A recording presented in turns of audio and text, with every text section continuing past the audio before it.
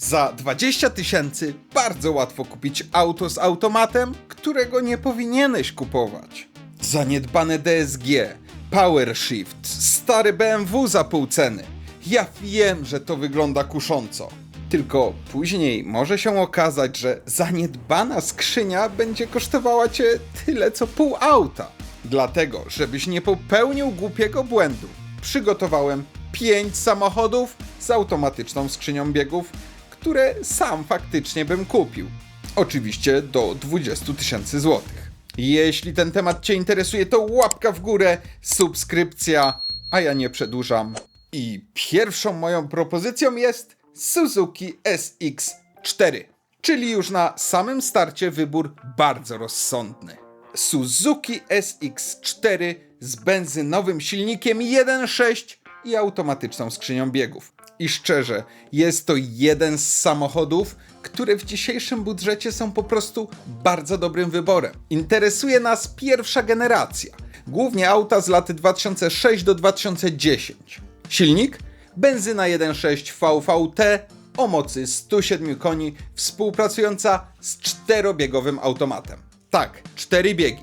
Dzisiaj brzmi to biednie. I faktycznie na autostradzie może brakować tego 5. biegu. Przy 140 silnik ma dość wysokie obroty. W kabinie robi się głośniej i spalanie też nie zachwyca. Ale w mieście kompletnie mi to auto nie przeszkadza. Ta skrzynia jest prosta, silnik również. Nie masz turbo, bezpośredniego wtrysku, dwumasowego koła zamachowego, ani kilku innych rzeczy, które przy aucie za kilkanaście tysięcy mogą skutecznie zepsuć radość z auta. Osiągi są przeciętne. 107 koni z automatem wystarcza do normalnej jazdy, ale jeżeli często jeździsz w dłuższe trasy, to szybko zaczniesz się zastanawiać, czy na pewno dobrze wybrałeś. Ale spokojnie. SX4 nadrabia to wszystko w mieście. Jest krótkie, dobrze się nim manewruje. Siedzisz trochę wyżej. I ma większy prześwit niż zwykły kompakt. Są też wersje 4x4, ale przy naszym budżecie nie upierałbym się przy napędzie na 4 koła. Ważniejszy jest stan konkretnego auta. I tutaj najważniejsza rzecz. Rdza. Sprawdź podwozie, progi, tylne nadkola, mocowania zawieszenia. Nie tylko lakier z góry, bo samochód może wyglądać bardzo dobrze, a pod spodem sytuacja będzie już znacznie mniej optymistyczna. Sam automat powinien zmieniać biegi płynnie. Sprawdź go na zimno, później przejedź przynajmniej kilkanaście kilometrów i zobacz, jak zachowuje się po rozgrzaniu. Wrzuć D, później R. Nie powinno być mocnego uderzenia ani kilku sekund zwłoki. I koniecznie zapytaj o olej w skrzyni. Jeżeli usłyszysz, że oleju się nie wymienia, bo jest na całe życie, to ja bym założył, że właśnie poznajesz definicję całego życia tej skrzyni. Za ładne 1.6 z automatem celowałbym mniej więcej w 15-20 tysięcy złotych. I nawet jeśli masz pełne 20, to nie wydawałbym wszystkiego. Minimum 3000 zostawiłbym po zakupie na oleje, filtry, serwis automatu, hamulce czy opony. SX4 wybrałbym głównie do miasta, ewentualnie na jakieś krótsze trasy. Jeżeli robisz duże przebiegi na autostradzie, to za chwilę pokażę Ci dużo lepsze propozycje. Najpierw jednak coś jeszcze bardziej zwyczajnego. Hyundai i30 pierwszej generacji. I jest to chyba najbardziej bezpieczny wybór z całego dzisiejszego zestawienia. Nie najlepszy, najbezpieczniejszy. Najlepszy silnik to benzynowe 1.6 CVVT o mocy od 122 do 126 koni zależnie od rocznika. Do tego klasyczny 4-biegowy automat i żadnych większych eksperymentów. To jest dokładnie to, czego szukałbym przy aucie za kilkanaście tysięcy. Silnik jest wolnossący i generalnie uznawany jest za trwały. Automat też nie należy do szczególnie problematycznych, jeśli tylko ktoś go normalnie serwisował. Oczywiście nie będzie szybko. Do setki? Nie ma sensu wyciągać stopera. Ale do codziennej jazdy spokojnie wystarcza. W mieście spalanie będzie bliżej 10 litrów niż 6. Bo mamy stary 4-biegowy automat. Ale w trasie da się zejść troszkę niżej. Ale w zamian za to wyższe spalanie dostajesz normalnego kompakta. 5 drzwi, sensowny bagażnik, dużo miejsca z przodu i przyzwoicie z tyłu. Jeżeli potrzebujesz większego bagażnika, no to jest też odmiana kombi. Co ważne, i30 nie jest drogie w naprawach. Części są dostępne praktycznie wszędzie, konstrukcja jest prosta i większość mechaników zna te samochody naprawdę bardzo dobrze. Najbardziej uważałbym na korozję. Pierwsze egzemplarze potrafią rdzewieć na klapie, progach i podwoziu. Warto obejrzeć też okolice drzwi. Do tego elektryczne wspomaganie kierownicy, zawieszenie i drobna elektronika. Nic szczególnego. Automat oczywiście sprawdzamy możliwie najdokładniej. Szczególnie dlatego, że przy takich samochodach bardzo często poprzedni właściciel po prostu jeździł i kompletnie nie interesował się wymianą oleju w skrzyni.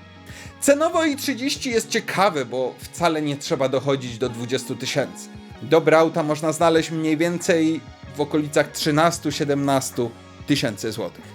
I tutaj zamiast kupić najdroższe i30 w Polsce tylko dlatego, że masz większy budżet, no to wolałbym kupić dobre za 15 i zostawić 5 na wszelki wielki. Pełny serwis, olej w skrzyni, dobre opony i nadal coś powinno ci zostać. Jeżeli ktoś chce po prostu wygodnego auta z automatem do jeżdżenia na co dzień, to i30 jest naprawdę mocnym kandydatem. Tylko przy całym moim szacunku, jakim darzę Hyundai'a, jeśli tylko robiłbym jakieś dłuższe trasy, no to następny samochód na pewno byłby lepszym wyborem. A jest nim Honda Accord 7 generacji. Honda Accord 7 generacji z silnikiem 2.0 VTEC. Dostajemy 155 koni, 5-biegowy automat i wreszcie samochód, którym można normalnie pojechać kilkaset kilometrów bez poczucia, że wykorzystujesz go niezgodnie z przeznaczeniem. To jest dla mnie największa zaleta Accorda. Silnik K20 jest prosty. To jednostka wolnossąca, ma pośredni wtrysk i nie ma turbo. Jeżeli tylko był normalnie serwisowany, to przebiegi powyżej 300 000 kilometrów nie są niczym wyjątkowym. I akurat przy Accordzie zupełnie nie bałbym się dużego przebiegu, jeżeli tylko auto ma dobrą historię i jest zdrowe. Znacznie bardziej bałbym się rdzy, bo mechanicznie te auta są naprawdę dobre, ale blacharsko, no wiek już robi swoje. Tylne nadkola, progi, podłoga, elementy zawieszenia. Accord koniecznie musi wjechać na podnośnik. Nie kupowałbym go po obejrzeniu samochodu na parkingu pod blokiem. Jeżeli sprzedający nie chce podjechać na stację diagnostyczną 5 minut dalej, to już masz odpowiedź, czy oglądać, czy wracać do domu. Automat ma 5 biegów i zdecydowanie lepiej pasuje do jazdy w trasie niż 4-biegowe skrzynie z 2 poprzednich samochodów. Przy normalnym serwisie też potrafi zrobić duży przebieg, tylko ponownie olej. Honda ma konkretne wymagania dotyczące płynu do skrzyni i tutaj nie chciałbym samochodu po serwisie robionym metodą wlaliśmy coś czerwonego, będzie dobrze. Podczas jazdy sprawdź wszystkie przełożenia, redukcję przy mocnym gazie i zachowanie skrzyni po rozgrzaniu. Silnik 2.0 ma 155 koni i moim zdaniem jest złotym środkiem. Oczywiście 2,4 litra jest ciekawsze, ma 190 koni, ale w naszym budżecie robi się znacznie trudniej znaleźć dobre auto. Dlatego zostałbym przy tej 2-litrówce. A jak ze spalaniem? W trasie spokojnie da się zmieścić w okolicach 8 litrów. W mieście oczywiście będzie więcej, coś w granicach 11-12, zależnie od ruchu i stylu jazdy. Nie jest to więc najbardziej ekonomiczne auto z dzisiejszego zestawienia, ale dostajesz lepsze prowadzenie, więcej miejsca, lepsze fotele i silnik, który nawet dzisiaj nie jest dramatycznie wolny. Cena? Sensowne 2.0 z automatem kosztuje mniej więcej między 15 a 20 tysięcy. I tutaj można celować nawet bliżej górnej granicy budżetu, jeśli tylko dopłacasz za naprawdę zdrowe nadwozie, bo taniego Accorda znajdziesz bez większego problemu. Tylko później może się okazać, że razem z autem kupiłeś też pół kilo szpachli. Accorda wybrałbym dla osoby, która dużo jeździ i nadal chce mieć samochód, który prowadzi się nieco lepiej niż przeciętny crossover. A teraz auto numer 4 i tu robi się dużo ciekawiej. Volvo S40 drugiej generacji. Volvo S40 drugiej generacji. Tylko nie z 1.6 pod maską, nie z żadnym dieslem, tylko z 5-cylindrową benzyną 2,4 litra. No i oczywiście do tego automatyczna skrzynia biegów. I to jest chyba pierwszy samochód w dzisiejszym zestawieniu, który z miłą chęcią mógłbym mieć u siebie w garażu. Dostępne są dwie wersje, 140 i 170 koni. Jeżeli ich stan jest podobny, no to wiadomo, wybieramy tą 170-konną bez zastanowienia. Spalanie praktycznie jest takie samo, konstrukcja jest bardzo podobna, a dodatkowe 30 koni wcale tutaj nie przeszkadza. Silnik 2.4 to stara 5-cylindrowa benzyna od Volvo, bez turbo. Brzmi dobrze, pracuje bardzo przyjemnie i generalnie należy do trwałych. Musisz pilnować rozrządu, układu chłodzenia, cewek, wycieków i sprawdzić, czy silnik nie bierze dużych ilości oleju. Ale sam motor nie jest tutaj największym ryzykiem. Automat już trochę bardziej. To 5-biegowy Aisin i w zdrowym egzemplarzu powinien działać bardzo dobrze. Problem zaczyna się wtedy, kiedy ktoś przez 200 000 kilometrów nie wymieniał oleju, bo przecież Volvo powiedziało, że nie trzeba. Przy zużytej skrzyni pojawiają się szarpnięcia, przeciąganie zmian, problemy przy redukcji. I bardzo ważne, część objawów pojawia się dopiero po rozgrzaniu, dlatego jazda próbna przez 5-7 minut totalnie nic ci nie powie. Musisz pojeździć, nie wiem, chociaż z pół godzinki. Miasto, kawałek szybszej drogi, kilka mocniejszych przyspieszeń. Później znowu spokojna jazda. Jeżeli automat zaczyna wtedy coś kombinować, to ja bym szukał następnego auta. Samo S40 jest mniejsze niż może się wydawać. Z tyłu nie ma gigantycznej ilości miejsca, bagażnik też nie jest największy, ale z przodu siedzi się dosyć wygodnie. Fotele Volvo są naprawdę świetne, obsługa wnętrza jest prosta i do dzisiaj ten samochód w środku wygląda całkiem ok. Największy minus? Spalanie. Jeżeli będziesz jeździł głównie po mieście, to 11, a nawet i 13 litrów absolutnie mnie nie zdziwi. To nie jest propozycja dla kogoś, kto liczy każdy litr paliwa. Ale jeżeli robisz 8 czy 10 tysięcy kilometrów rocznie, to ja zdecydowanie wolałbym zatankować trochę częściej i mieć 5-cylindrowe 2,4 litra niż kolejny mały silniczek z 3 cylindrami. Ceny za S40 są mocno rozstrzelone. Da się znaleźć samochody za 12 tysięcy, ale są też za ponad 20.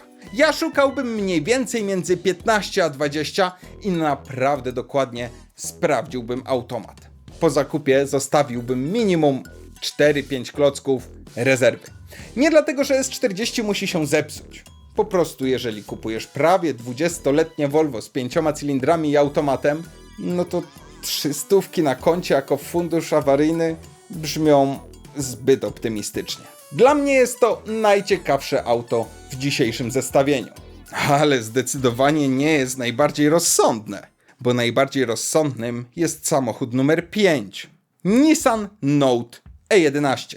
Nissan Note z silnikiem 1.6 i z automatyczną skrzynią biegów. Dostajemy 110 koni, 4-biegową skrzynię i prawdopodobnie najmniej emocjonującą specyfikację z całego dzisiejszego filmu.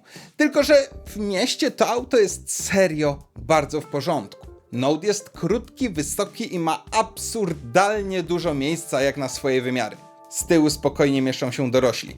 Tylna kanapa jest przesuwana i można sobie wybrać między większym bagażnikiem a większą ilością miejsca na nogi. Do tego duże drzwi i bardzo dobra widoczność. Jako miejskie auto jest po prostu bardzo dobrze zaprojektowany. Silnik 1.6 ma 110 koni i zdecydowanie wybrałbym właśnie tą jednostkę. Nie dlatego, że robi z Note'a rakietę. Po prostu z automatem daje sobie radę znacznie lepiej niż słabsze wersje. Skrzynia ponownie ma niestety tylko 4 biegi. I ponownie w mieście jest ok, a na autostradzie już trochę mniej. Przy 140 robi się naprawdę głośno. Obroty są wysokie i spalanie idzie znacząco w górę. Jeżeli codziennie robisz 80 km autostradą, wybieraj Accorda. Jeżeli codziennie robisz 15 km po mieście, to Note ma więcej sensu. Silnik 1.6 jest generalnie prosty i trwały, ale sprawdziłbym łańcuch rozrządu, cewki, pracę przepustnicy i zużycie oleju. W samym samochodzie również trzeba obejrzeć podwozie pod kątem rdzy. Do tego warto sprawdzić zawieszenie, łożyska i drobną elektrykę. Automat ma działać płynnie. W Note nie ma żadnego powodu, żeby tolerować szarpanie i tłumaczyć sobie, że to już przecież stary samochód. tych aut jest wystarczająco dużo, żeby po prostu znaleźć następne. I właśnie tutaj dochodzimy do największej zalety Nissana. Cena. Nie musisz wydawać całych 20 tysięcy. Za mniej więcej 13-17 można już znaleźć naprawdę sensowne 1.6 z automatem. I ja osobiście wolałbym kupić dobrego Note'a za 15, zrobić pełny serwis i mieć jeszcze kilka tysięcy w kieszeni, niż za wszelką cenę wykorzystać cały budżet. 3000 rezerwy po zakupie powinno być absolutnym minimum. Jeżeli szukasz miejskiego auta z automatem i kompletnie nie obchodzi cię, co pomyślą o tobie inni, widząc cię właśnie w takim samochodzie, to Nissan Note jest naprawdę strzałem w dziesiątkę. Czyli podsumowując, do miasta i na krótkie trasy Suzuki SX4. Najbardziej uniwersalne i rozsądne Hyundai i30.